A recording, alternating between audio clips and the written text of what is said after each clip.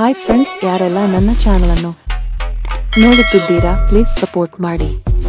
ಕಥೆಯು ಇಷ್ಟವಾದರೆ ಲೈಕ್ ಮಾಡಿ, ಸಬ್ಸ್ಕ್ರೈಬ್ ಮಾಡಿ.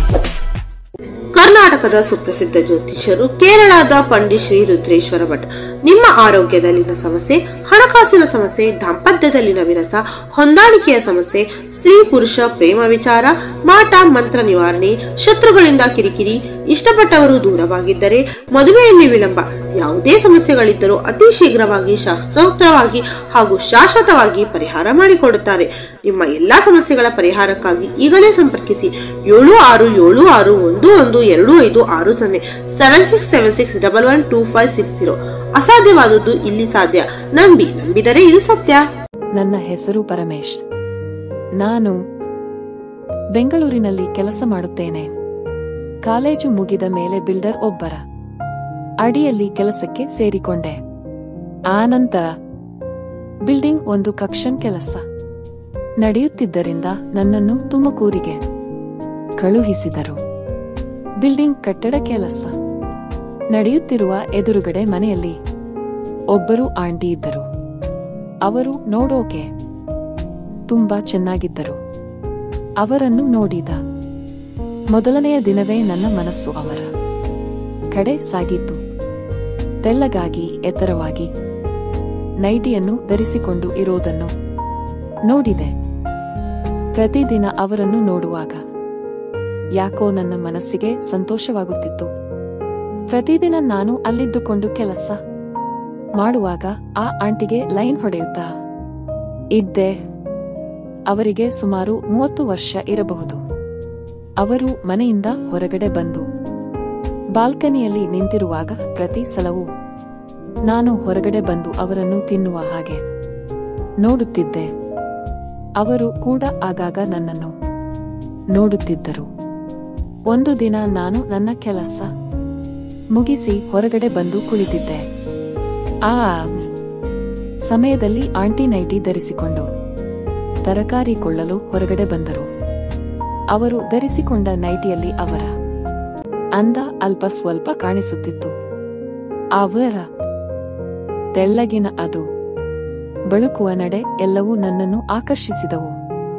ಹಾಗೆ ಅವರು ತರಕಾರಿ ತೆಗೆದುಕೊಂಡು ಮನೆಯ ಒಳಗೆ ಹೋದರು. ನಾನು ಬಾಗಿಲ ಹತ್ತಿರವೇ ಕುಳಿತುಕೊಂಡಿದ್ದೆ. ಒಂದು 10 ನಿಮಿಷಗಳ ನಂತರ ಮತ್ತೆ ಅವರು ಹೊರಗಡೆ ಬಂದರು. ನಾನು ಮತ್ತೆ ಅವರೇನೇ ನೋಡುತ್ತಾ ನಿಂತಿದ್ದೆ. ಅವರ ವಯ್ಯಾರವನ್ನು ನೋಡಿ ಮತ್ತೆ ನನ್ನ ಮನಸ್ಸು ಅವರ ಹಿಂದೆ ಓಡಿತು. ಅವರನ್ನು ಸರಿಯಾಗಿ ನೋಡಿದಾಗ ತಿಳಿಯಿತು, ಅವರು ನೈಟಿಯನ್ನು ಹಾಕಿದ್ದರು. ಒಳಗಡೆ ಏನೂ ಇದ್ದ ಹಾಗೆ ಕಾಣಿಸಲಿಲ್ಲ. ಹಾಗಾಗಿ ಅವರ ಸೌಂದರ್ಯ ಸ್ವಲ್ಪ ಸ್ಪಷ್ಟವಾಗಿ ಕಾಣಿಸುತ್ತಿತ್ತು. ಸ್ವಲ್ಪ ಹೊತ್ತು ಬಿಟ್ಟು ಮತ್ತೆ ಅವರು ಮನೆ ಒಳಗೆ ಹೋದರು. ಈಗ ನಾನು ಹೇಗಾದರೂ ಮಾಡಿ ಅವರ ಜೊತೆ ಮಾತನಾಡಬೇಕು ಅಂತ ಮನಸ್ಸಿನಲ್ಲಿ ನಿರ್ಧಾರ ಮಾಡಿಕೊಂಡೆ. ಅದೊಂದು ದಿನ ಭಾನುವಾರ, ರಜೆ ಇರುವುದರಿಂದ ನಮ್ಮ ಬಿಲ್ಡಿಂಗ್ ಹತ್ತಿರ ವರ್ಕರ್ ಯಾರೂ ಬಂದಿರಲಿಲ್ಲ. ನಾನು ಬಿಲ್ಡಿಂಗ್ ಹತ್ತಿರ ಹೋಗಿ ಒಬ್ಬನೇ ಕುಳಿತುಕೊಂಡು ಆಂಟಿಗಾಗಿ ಎದುರು ನೋಡುತ್ತಿದ್ದೆ. ಸ್ವಲ್ಪ ಹೊತ್ತಲ್ಲಿ ಅವರು ಹೊರಗಡೆ ಬಂದರು. ನಾನು ಅವರನ್ನು ನೋಡುತ್ತಾ ಇದ್ದದ್ದು ಅವರಿಗೆ ತಿಳಿಯಿತು. ಹಾಗೆ ಒಳಗಿಂದ ಒಂದು ಬುಕ್ ತೆಗೆದುಕೊಂಡು ಬಂದು ಬಾಲ್ಕನಿಯಲ್ಲಿ ಕುಳಿತುಕೊಂಡು ಓದುತ್ತಾ ಇರುವ ಹಾಗೆ ನಟಿಸುತ್ತಾ ನನ್ನ ಕಡೆ ನೋಡಿದರು. ನಾನು ಆ ಕಡೆ ಈ ಕಡೆ ನೋಡಿದೆ. ಹತ್ತಿರದಲ್ಲಿ ಯಾರೂ ಇರಲಿಲ್ಲ. ನಾನು ಸ್ವಲ್ಪ ಧೈರ್ಯ ತಂದುಕೊಂಡು ಅವರೊಡನೆ ಮಾತನಾಡಲು ತೊಡಗಿದೆ. ಹಾಯ್ ಆಂಟಿ, ಹೇಗಿದ್ದೀರಾ ನೀವು? ಇವತ್ತು ಈ ಚೂಡಿದಾರದಲ್ಲಿ ತುಂಬಾ ಅಂದವಾಗಿ ಕಾಣಿಸುತ್ತಿದ್ದೀರಾ ಅಂದೆ. ಆಗ ಅವರು ನಗುತ್ತಾ ಥ್ಯಾಂಕ್ಸ್ ಅಂತ ಹೇಳಿ, ಏನು ಇವತ್ತು ವರ್ಕ್ ನಡೀತಾ ಇಲ್ವಾ ಅಂತ ಕೇಳಿದರು. ಇಲ್ಲ ಆಂಟಿ, ಇವತ್ತು ಭಾನುವಾರ ಅಲ್ವಾ, ಅದಕ್ಕೆ ಅಂತ ಹೇಳಿದೆ. ಹಾಗೆ ಮಾತನಾಡುತ್ತಿರುವಾಗ ಗಾಳಿಯಿಂದ ಅವರ ಸೀರೆ ಸ್ವಲ್ಪ ಸರಿದು ಅವರ ಅದು ನೋಟ ನನ್ನ ಕಣ್ಣಿಗೆ ಬಿತ್ತು. ಅವರ ಆ ನೋಟ ನನ್ನ ಬುದ್ಧಿಯನ್ನು ಕೆರಳಿಸುತ್ತಿತ್ತು. ಆಂಟಿ ನನ್ನನ್ನು ನೋಡಿ ಒಂದು ಸಲ ಅವರ ಬುಕ್ಕನ್ನು ಪಕ್ಕದಲ್ಲಿಟ್ಟುಕೊಂಡು ಒಳಗಡೆ ಹೋಗಿ ಬಿಟ್ಟರು. 5 ನಿಮಿಷಗಳ ನಂತರ ನೈಟಿ ಧರಿಸಿಕೊಂಡು ಮತ್ತೆ ಬಂದು ಅಲ್ಲಿ ಕುಳಿತುಕೊಂಡರು. ಅಯ್ಯೋ, ಅವರ ಅದನ್ನು ನೋಡುವ ಅದೃಷ್ಟ ತಪ್ಪಿ ಹೋಯ್ತಲ್ಲ ಅಂತ ಅಂದುಕೊಂಡೆ. ಮತ್ತೆ ಬುಕ್ ಹಿಡಿದುಕೊಂಡು ನನ್ನ ಕಡೆನೇ ನೋಡುತ್ತಿದ್ದರು. ನಾನು ಅವರ ಜೊತೆ ಮಾತನಾಡಲು ಟ್ರೈ ಮಾಡಿದೆ, ಆದರೆ ಆ ಕಡೆಯಿಂದ ಏನು ರೆಸ್ಪಾನ್ಸ್ ಬರುತ್ತಿರಲಿಲ್ಲ. ನಾನು ಅಷ್ಟಕ್ಕೆ ಬಿಡದೆ ನಿಧಾನಕ್ಕೆ ಅವರ ಗೇಟ್ ಹತ್ತಿರ ಹೋಗಿ, ಒಂದು ಫೋನ್ ಮಾಡಬೇಕು, ನಿಮ್ಮ ಫೋನ್ ಕೊಡ್ತೀರಾ? ನನ್ನ ಫೋನ್ ಯಾಕೋ ವರ್ಕ್ ಆಗ್ತಿಲ್ಲ ಅಂತ ಹೇಳಿದೆ. ಮನೆಯ ಒಳಗಡೆ ಹೋಗಿ ತನ್ನ ಫೋನ್ ತಂದು ಕೊಟ್ಟರು. ನಾನು ಫೋನ್ ಮಾಡ್ತಾ ಇರುವಾಗ ನನ್ನ ಫೋನಿಗೆ ಅವರ ನಂಬರ್ ಇಂದ ಒಂದು ಮಿಸ್ ಕಾಲ್ ಕೊಟ್ಟುಕೊಂಡೆ. ಥ್ಯಾಂಕ್ಸ್ ರೀ ಅಂತ ಹೇಳಿ ಅವರ ಫೋನನ್ನು ಅವರಿಗೆ ವಾಪಸ್ ಕೊಟ್ಟೆ. ಆ ದಿನ ರಾತ್ರಿ 7ಗೆ ಆಂಟಿ ವರಂಡದಲ್ಲಿ ಕುಳಿತುಕೊಂಡಿದ್ದಳು. ನಾನು ಎದುರುಗಡೆ ನಮ್ಮ ಬಿಲ್ಡಿಂಗ್ ವರ್ಕ್ ನಡೆಯುವ ಕಡೆ ಕುಳಿತುಕೊಂಡು ನೋಡುತ್ತಾ ಇದ್ದೆ. ಹಾಗೆ ಆಂಟಿಗೆ ಫೋನ್ ಮಾಡಿದೆ. ಯಾರು ಅಂತ ಕೇಳಿದರು. ನಾನು ಇವತ್ತು ಬೆಳಗ್ಗೆ ನಿಮ್ಮಲ್ಲಿ ಫೋನ್ ತೆಗೆದುಕೊಂಡು ಕಾಲ್ ಮಾಡಿದೀನಲ್ವಾ, ಅವನೇ ಅಂದೆ. ಓ, ನೀವಾ?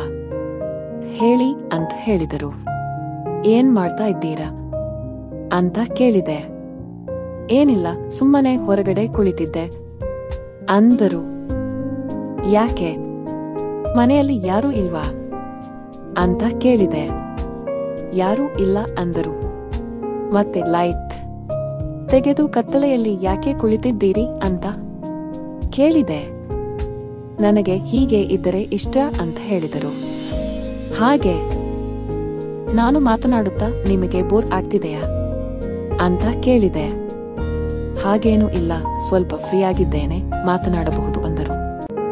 ನಾನು ಇದೇ ಒಳ್ಳೆಯ ಅವಕಾಶ ಅಂದುಕೊಂಡು, ನೀವು ತುಂಬಾ ಚೆನ್ನಾಗಿದ್ದೀರಾ, ನಿಮ್ಮ ನಗು ಕೂಡ ತುಂಬಾ ಚೆನ್ನಾಗಿದೆ ಅಂದೆ. ಅವರು ಅದಕ್ಕೆ ನಕ್ಕು ಥ್ಯಾಂಕ್ಸ್ ಅಂದರು.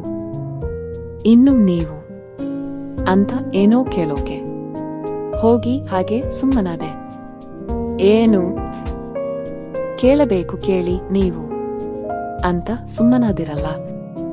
ಯಾಕೆ ಅಂತ ಕೇಳಿದರು. ಏನಿಲ್ಲ ಬಿಡಿ ಅಂತ ನಾನು ಸುಮ್ಮನಾದೆ.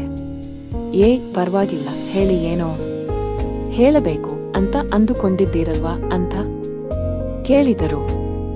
ಎಲ್ಲ ಹೇಳಬಹುದಿತ್ತು, ಆದರೆ ನೀವು ಬೈದಿರೇನೋ ಅಂತ ಸುಮ್ಮನಾದೆ ಅಂದೆ. ಪರವಾಗಿಲ್ಲ, ಏನು ಹೇಳಬೇಕು ಹೇಳಿ ಅಂದರು. ಅದು ನಿಮ್ಮ ಅದು ತುಂಬಾ ಚೆನ್ನಾಗಿದೆ ಅಂದೆ. ಆಮೇಲೆ ಅಂತ ಕೇಳಿದರು. ನಿಮ್ಮ ಕಣ್ಣು ಕೂಡ ತುಂಬಾ ಚೆನ್ನಾಗಿದೆ ಅಂದೆ. ಆಮೇಲೆ ಅಂದ್ರು. ಇದನ್ನು ಬಿಟ್ಟು ಬೇರೆ ನೋಡಿಲ್ಲ ಇನ್ನು ಅಂತ ಹೇಳಿದೆ. ಯಾಕೆ ನೋಡಿಲ್ಲ? ಪ್ರತಿದಿನ ನನ್ನನ್ನು ತಿನ್ನುವ ಹಾಗೆ ನೋಡ್ತಾ ಇರ್ತಿರಲ್ಲ ಅಂತ ಕೇಳಿದರು. ಆಗ ನನಗೆ ಅರ್ಥವಾಯಿತು, ಆಂಟಿ ಲೈನಿಗೆ ಬಿದ್ದಿದ್ದಾಳೆ ಅಂತ. ಮತ್ತೆ ನೀವು ಏನೂ ತೋರಿಸಲೇ ಇಲ್ಲ ಅಂತ ಕೇಳಿದೆ. ಇನ್ನೇನು ತೋರಿಸಬೇಕಿತ್ತು? ಪ್ರತಿದಿನ ನೋಡ್ತಾನೆ ಇರ್ತೀಯಲ್ಲ ಅಂತ ಕೇಳಿದರು. ಆದರೂ ಹತ್ತಿರದಿಂದ ನೋಡಲಿಲ್ಲ ಅಂತ ಹೇಳಿದೆ. ಅದನ್ನು ಕೇಳಿ ಅವರು ಸ್ವಲ್ಪ ಹೊತ್ತು ಸುಮ್ಮನಿದ್ದರು. ಆಂಟಿ ಯಾಕೆ ಮಾತಾಡ್ತಾ ಇಲ್ವಲ್ಲ ಅಂತ ಕೇಳಿದೆ. ಮತ್ತೆ ತೋರಿಸ್ತೀರಾ, ಮನೆ ಒಳಗಡೆ ಬರಬೇಕಾ ಅಂತ ಕೇಳಿದೆ. ಅಯ್ಯೋ ಬೇಡ, ಇಲ್ಲಿಗೆ ಬರೋದು ಬೇಡ ಅಂದರು. ಸರಿ, ಹಾಗಿದ್ರೆ ನೀವೇ ನನ್ನ ಆಫೀಸಿಗೆ ಬರ್ತೀರಾ ಅಂತ ಕೇಳಿದೆ. ಸರಿ, ನೀವು ಆಫೀಸ್ನ ಒಳಗಡೆ ಹೋಗಿ, ನಾನು ಬರ್ತೀನಿ, ಡ್ರೆಸ್ ಚೇಂಜ್ ಮಾಡಿಕೊಂಡು ಅಂತ ಒಳಗಡೆ ಹೋದರು. ಹಾಗೆ ಕೆಂಪು ಬಣ್ಣದ ಚೂಡಿದಾರವನ್ನು ಹಾಕಿಕೊಂಡು ನಮ್ಮ ಆಫೀಸ್ಗೆ ಬಂದರು. ನಾನು ಒಮ್ಮೆಲೆ ಅವರನ್ನು ಗಟ್ಟಿಯಾಗಿ ಹಿಡಿದುಕೊಂಡು ಮುತ್ತು ಕೊಟ್ಟೆ. ಅವರು ಕೂಡ ನನಗೆ ತುಂಬಾ ಸಹಕರಿಸಿದರು. ಹಾಗೆ ಇಬ್ಬರಿಗೂ ಸಂತೋಷವಾಗಿ ಒಬ್ಬರನ್ನೊಬ್ಬರು ಅಪ್ಪಿ ಮುದ್ದಾಡಿದೆವು. ಸ್ವಲ್ಪ ಹೊತ್ತಿನ ನಂತರ ಆಂಟಿ ಅವರ ಮನೆಗೆ ಹೊರಟು ಹೋದರು. ಅವರ ಅಂದ ಹಾಗೂ ಅವರ ಜೊತೆ ನಡೆದ ಆ ಎಲ್ಲ ಘಟನೆಯನ್ನು ನನಗೆ ಇಂದಿಗೂ ಮರೆಯಲು ಆಗಲಿಲ್ಲ. ಸ್ವಲ್ಪ ದಿನಗಳ ನಂತರ ನನಗೆ ಬೇರೊಂದು ಸಿಟಿಯಲ್ಲಿ ಕೆಲಸ ಬಂದಿದ್ದರಿಂದ ನಾನು ಅಲ್ಲಿಗೆ ಹೊರಟು ಹೋದೆ. ಹಾಗೆ 1 ವರ್ಷ ಕಳೆಯಿತು. ನೋಡೋಣ ಅಂತ ಅವರ ನಂಬರಿಗೆ ಕಾಲ್ ಮಾಡಿದರೆ ಆ ನಂಬರ್ ಕೆಲಸ ಮಾಡುತ್ತಿಲ್ಲ ಅಂತ ಮೆಸೇಜ್ ಬಂತು. ಆದರೆ ನನಗೆ ಮಾತ್ರ ಆ ಘಟನೆಯನ್ನು ಮರೆಯೋಕೆ ಆಗ್ತಿಲ್ಲ. ಸ್ನೇಹಿತರೆ, ಕತೆ ಕೇಳಿದ್ದಕ್ಕೆ ಧನ್ಯವಾದಗಳು. ದಯವಿಟ್ಟು ಲೈಕ್ ಮಾಡಿ, ಸ್ನೇಹಿತರೊಂದಿಗೆ ಹಂಚಿಕೊಳ್ಳಿ, ಸಬ್ಸ್ಕ್ರೈಬ್ ಮಾಡಿ. ಮುಂದಿನ ಕಥೆಯಲ್ಲಿ ಮತ್ತೆ ಸಿಗೋಣ. ಧನ್ಯವಾದಗಳು. Thank you for watching. Don't forget to subscribe.